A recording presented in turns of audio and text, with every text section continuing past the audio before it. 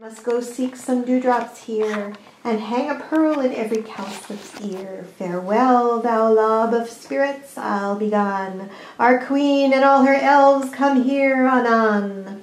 The king doth keep his revels here tonight. Take heed the queen not come within his sight, for Oberon is passing fell in wrath, because that she, as her attendant, hath a lovely boy stolen from an Indian king. She never had so sweet a changeling, and jealous Oberon would have the child, knight of his train, to trace the forest's wild.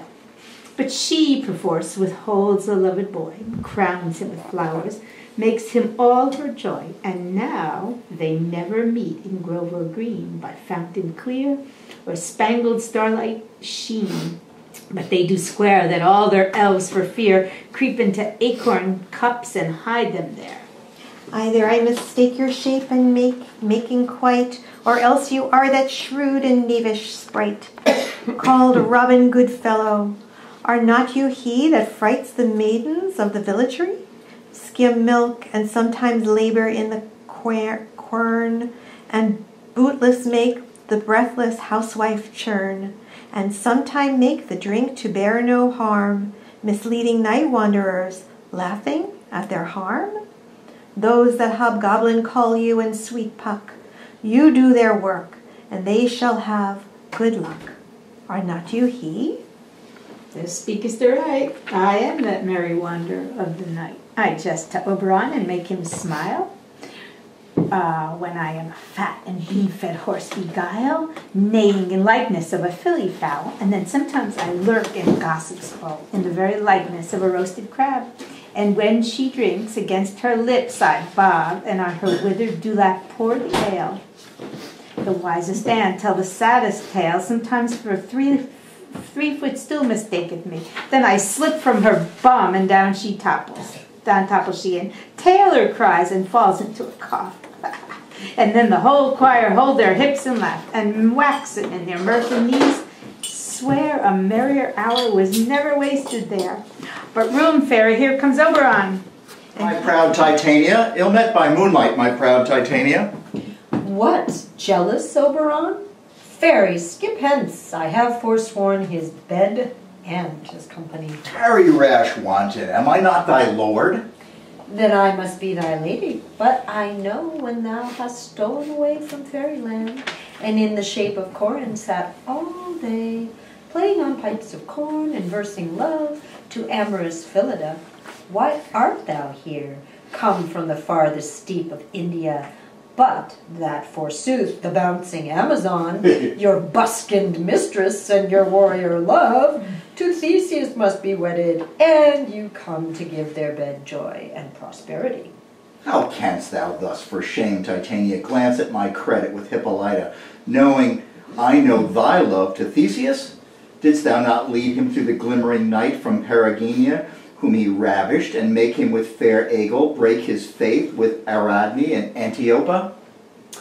These are the forgeries of jealousy, and never since the middle summer's spring met we on hill and dale, forest or mead, by paved fountain or by rushy brook, or in the beached margent of the sea, to dance our ringlets to the whistling wind. But with thy brawls thou hast disturbed our sport. Therefore the winds piping to us in vain, as in revenge, have sucked up from the sea contagious fogs, which falling in the land have every pelting river made so proud that they have overborne their continents. The ox hath therefore stretched his yoke in vain, the ploughman lost his sweat, and the green corn hath rotted ere his youth attained a beard. The fold stands empty in the drowned field, and crows are fatted with Nurian flock. The 9 men's morris is filled up with mud, and the quaint mazes in the wanton green, for lack of tread, are indistinguishable. The human mortals want their winter cheer. No night is now with him or carol blessed. Therefore the moon, the governess of floods, pale in her anger, washes all the air, that rheumatic diseases do abound. And through this distemperature we see the seasons alter.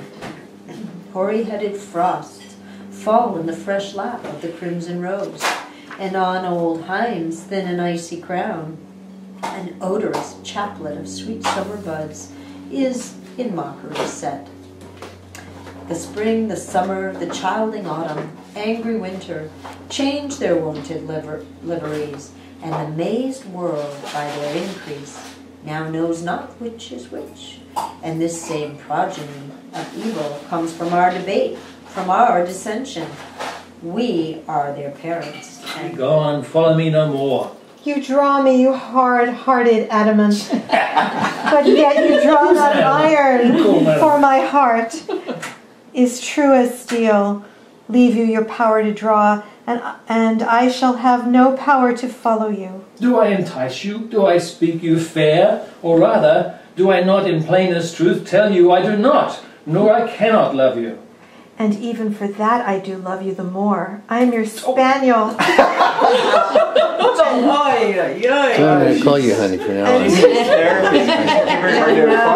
Call you my spaniel.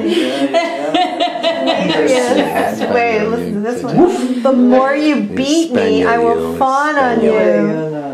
Use me, but as your spaniel, spurn me, strike me, neglect me, Spaniel, lose you're such a me. spaniel. Only give me leave, unworthy as I am to follow you. What worser place can I beg in your love, and yet a place of high respect with me, than to be used as you use your dog? Tempt not too much the hatred of thy spirit, I like this show. It's a good for show. I am sick when I do look on thee.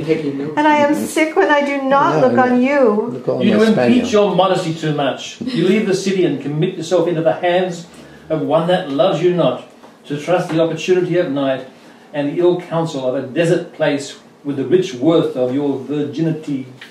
Your virtue is my What does that one mean, privilege. that word?